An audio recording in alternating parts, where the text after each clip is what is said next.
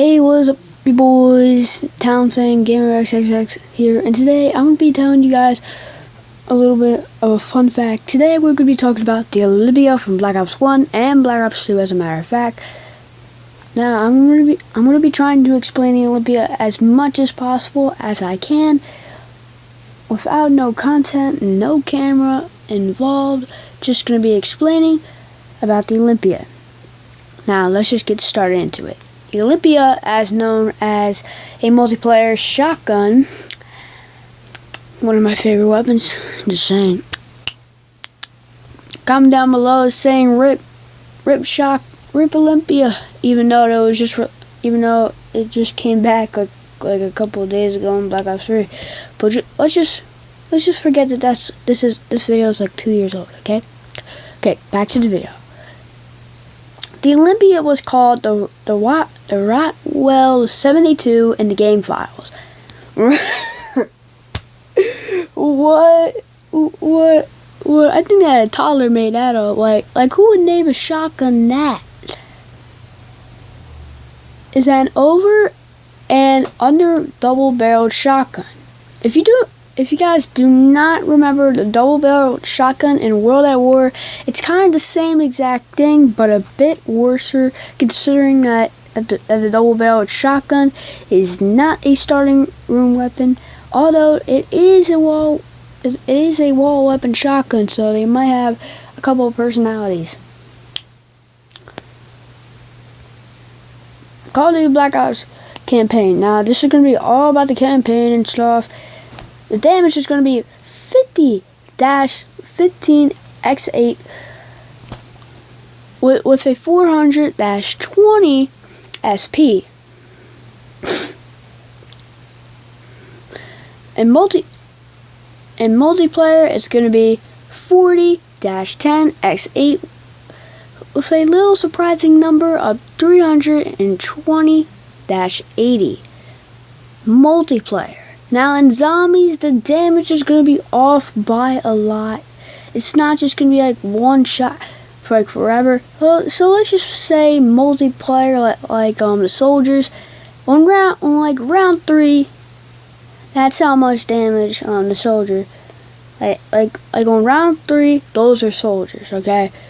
And it's going to stay like that forever. But in zombies, it escalates, and it's going to get even worse as time flies by.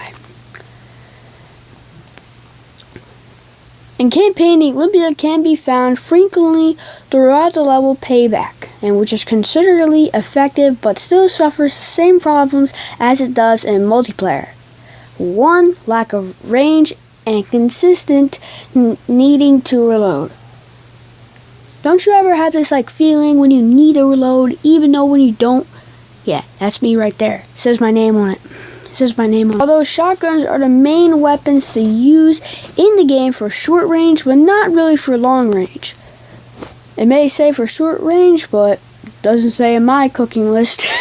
Now let's get on to multiplayer. The Olympia is part of a default CQB class, along with the perks Hardline, Sleight of Hand, and Tactical Mask. Although the reloading time of the gun is not long, actually. Users will be doing so often lightweight and marathon, and also beneficial due to the fact that the Olympia is the best used as close to the enemy as possible, and these perks both aid in that. However, it is little advised for an Olympia user to charge headlong at the enemy, as the enemy will most likely be using weapons with far greater range, possibly rate of fire. Yeah, I believe that I see more people using shotguns than I see people using snipers. I guarantee it. Instead, players should attempt to outflank the enemy and use cover whenever possible in order to take enemies by surprise. The Olympia excels in maps where the user can readily flank the opposition. So let's just say Nuketown and Silo from Black Ops 1. Nuketown, you really don't have a flanking point, but there is a way to sneak behind the enemies and kill them. Having to do this is pretty hard in a sense. So you just have to get out of the garage on the one side where if you're playing on Black Ops 2, I'm talking about the orange house. So just pretend that Black Ops 1 had an orange house just like that. So you have to go to the garage, go out of the garage, run into the middle of the two buses, then go out, and then most likely the two people are gonna be hopping into the truck loader with all the boxes and stuff, or they're probably gonna be flanking around the truck, possibly trying to get enemies from surprise. But if you do that in the right amount of time, you can get them by surprise, and they will be the ones who's gonna have to suck up and try again next time. As of patch 1.06, all shotguns cancel out an enemy player's ability to enter second chance. So a lot of people always have to be a suck up, and what do I mean by that? Is that if they want to be a suck up, they're gonna go into second chance, and you're gonna be like, oh, I kill him, I'm just gonna go away. But when you get stabbed in the leg, you're gonna be pissed off, and then you're gonna be suck up. With or without sleight of hand, it is advised to reload after every shot as long as it's safe to do so. What I mean by that is like hide cover, go to cover. That's what a lot of campers do. They take cover and then reload. That's like the only one thing that they do right in Call of Duty. They take cover and then reload.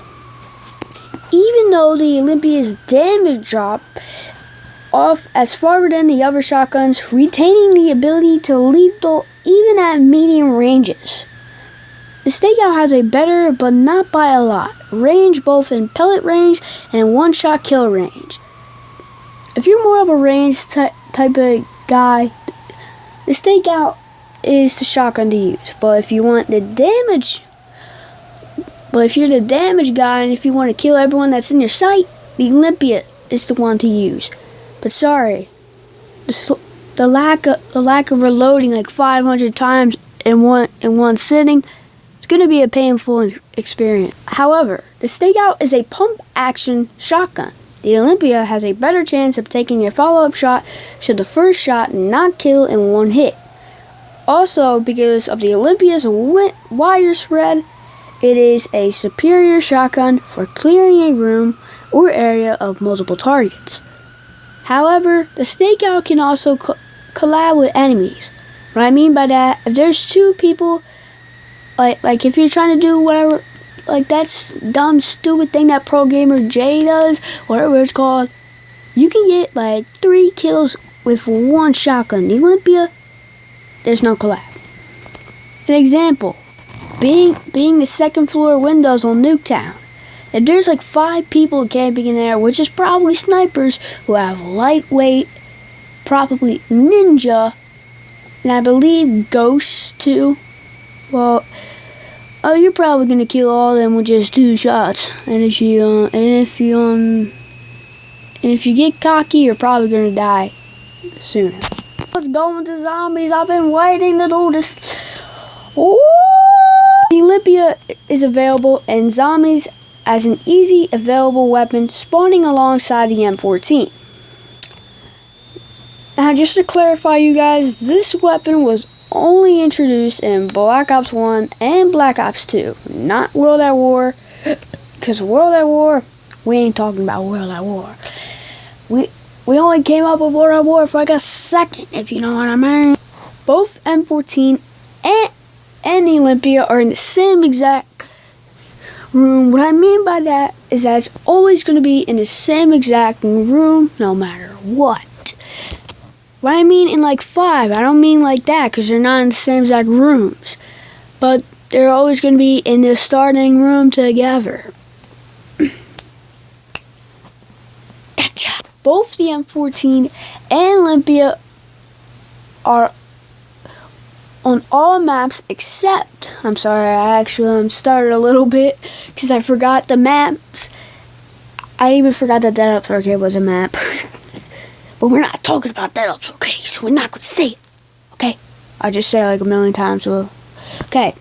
So all maps except Dead Ops Arcade and Call of Duty World at War. Because the Olympia was not really used in World War II. It was used pretty much afterwards when the Vietnam War was happening. And the M14, I believe, was created in the 1980s, I think, which was also when the Vietnam War was happening. M14 and Olympia only cost 500 points. The amount of players spawn and whiff. So kinda you don't even have to.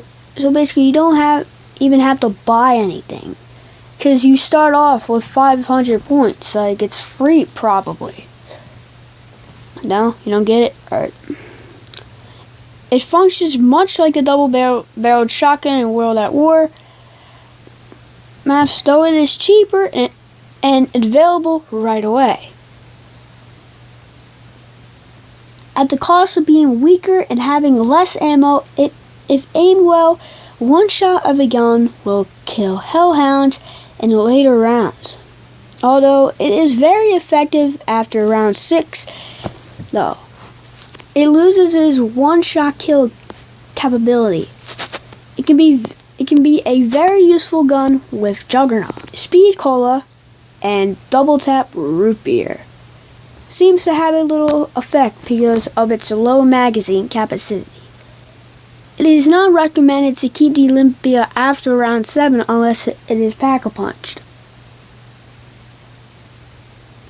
You can still use the Olympia after round 7, but the problem is why not a lot of people actually use the Olympia after round 7 is because the headshot range becomes a 2-shot in the head and 4 shots in the body no matter what.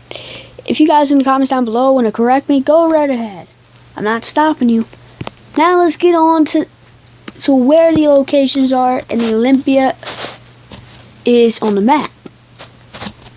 Let's start off at Kino. Oh, and before I actually go through this, if you guys are still there, please like the video. And if you guys aren't there, well, dislike the video. Let's see who can win. Likes versus dislikes. Go! And one last thing. The exclusive maps